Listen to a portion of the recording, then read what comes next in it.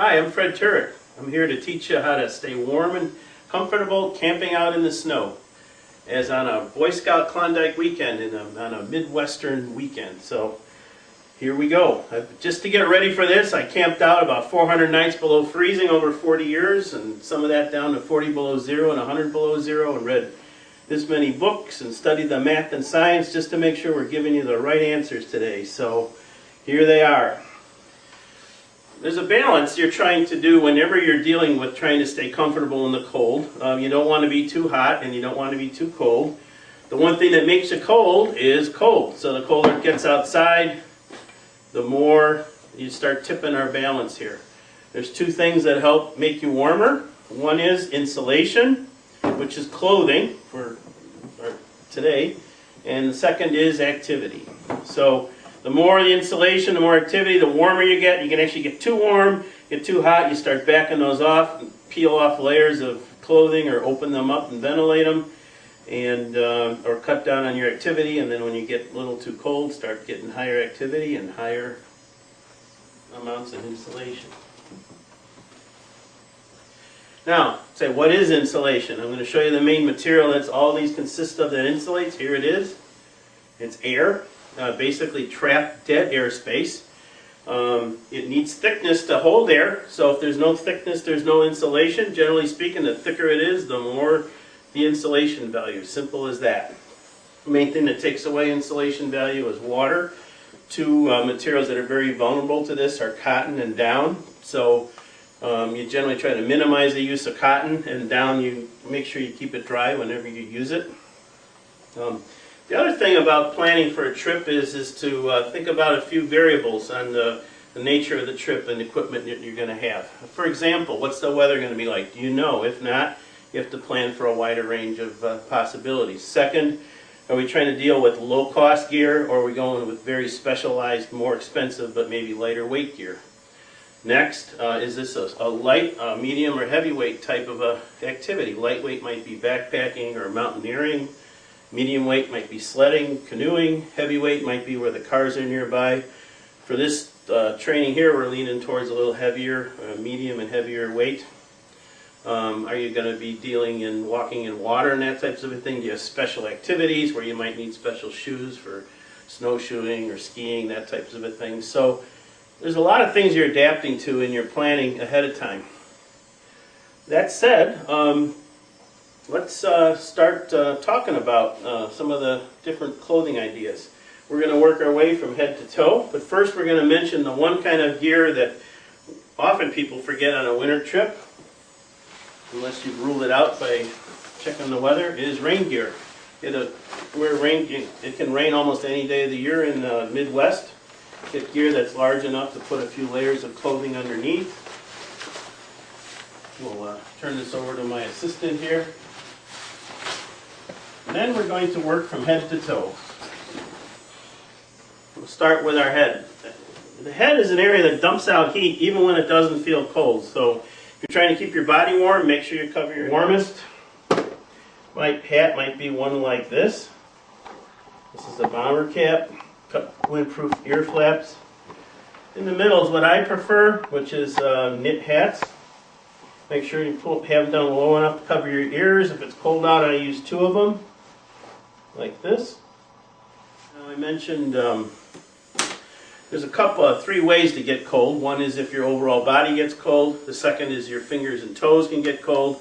Your body shuts down blood to your fingers and toes when it gets cold, so keeping your body warm helps that. The third is frostbite for exposed skin, which by the time you get to that point, it's usually your face is the way to avoid that. And you start getting in those farther on down windchills. One is a snorkel hood. Creates a tunnel with your face at the end of it, which reduces the wind chill on your face. Second is a ski mask with one that actually has covering for your nose, like this one here. So this is a nice warm one. And then when you have that 100 below zero wind chill, you can combine them both like this and keep your face nice and toasty warm. Next we're going to move on to our torso. Two ways to do that. One is a warm coat that can be ventilated by unzipping or opening it up. That's what I'm wearing here. Thick insulation, so it's a total insulator. The other way is to go with the layered look. Layered look would start with an outer shell. Here's an example, which is a nylon windbreaker, maybe 3 sizes bigger than what you wear in the summer. Leave room for all those clothes underneath. Very common, versatile, a fleece top. Polypropylene long underwear, top and bottom, is an excellent idea. It's keeps warm, keeps the water away from your skin, keeps you warm when you're wet. Here's a polypropylene shirt. A couple layers of that can be a good idea. Here's a non-cotton sweater. Here's a non-cotton shirt. So put 2 or 3 of those layers underneath like a windbreaker, and then you have the layered look. And then when you start getting cold, warm, you can just peel those layers off. Let's move on to our fingers. The warmer you make your hands, the less you can do. That's a fact of life. So let's go through the whole spectrum here. The coolest end, which is very easy to work with, might be a pair of cotton gloves like these here. Working our way up. Wool gloves, a little thicker. Here's a good compromise for winter, which is a pair of thicker insulated gloves. Thickness matters. You can get these. I've bought these at a hardware store. Good all-around pair of approach for winter in the Midwest. Mittens are warmer than gloves, so when you need to get even warmer, you start moving on up into mittens. And here's the ones I use at 40 below zero, which are actually 2 pairs of mittens, one inside the other. And you can see, do a little less, but this is going to keep me toasty warm in just about the coldest imaginable weather. Now, let's talk about our legs. You can always wear a pair of insulated pants like this, like ski pants. These have zippers in them to give you ventilation. Or you can work on the layered look. Remember I mentioned polypropylene long underwear? Here's a pair of lightweight pair. Here's a heavyweight pair. Great idea. Wear 2 pairs underneath. The outer shell ideally should not be cotton, but if you have a good couple layers underneath, maybe you can get away with it.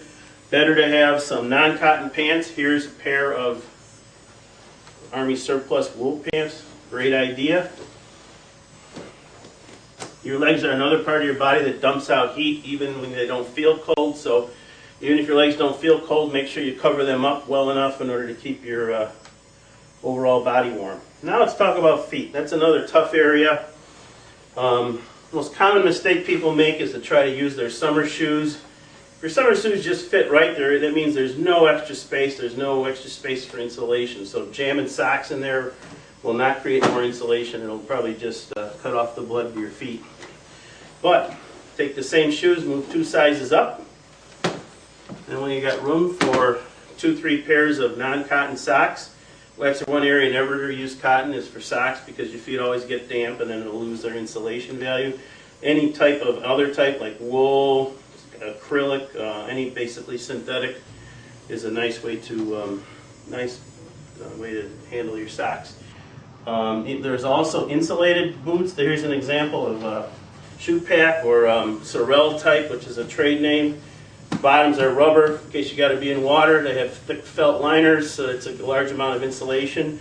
You can see from the size of these alone that there is a lot more room for insulation than there is in your summer shoes. So hopefully I've given you the underlying concepts as well as some examples of how to stay warm and toasty and go out and have paradise below zero on that Klondike weekend. Have fun.